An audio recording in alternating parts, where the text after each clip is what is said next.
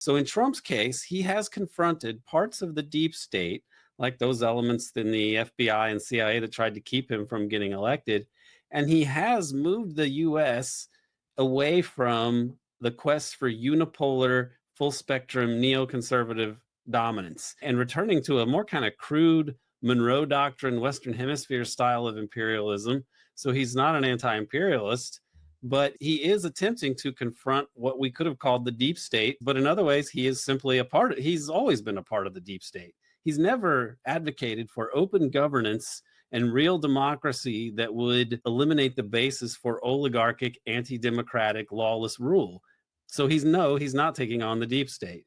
He is confronting aspects or segments of the deep state, and this maybe have been behind the assassination attempts against him, because even saying you're going to back away from the unipolar project is going to upset some powerful actors. But when you've got Marco Rubio, who I'm no fan of, but when you have somebody like him even coming out and saying, hey, the unipolar era is over, that marks a change in the grand strategy, if we can call it that, of the US regime.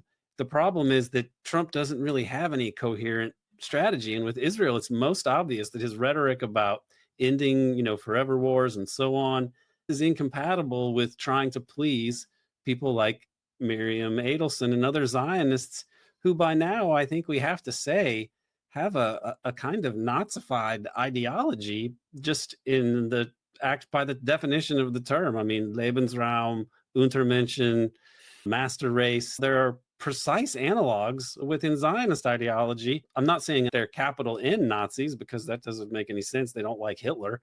The word collaboration. The lowercase Nazi as a meaning genocidal, blood and soil fascist, that fits pretty well.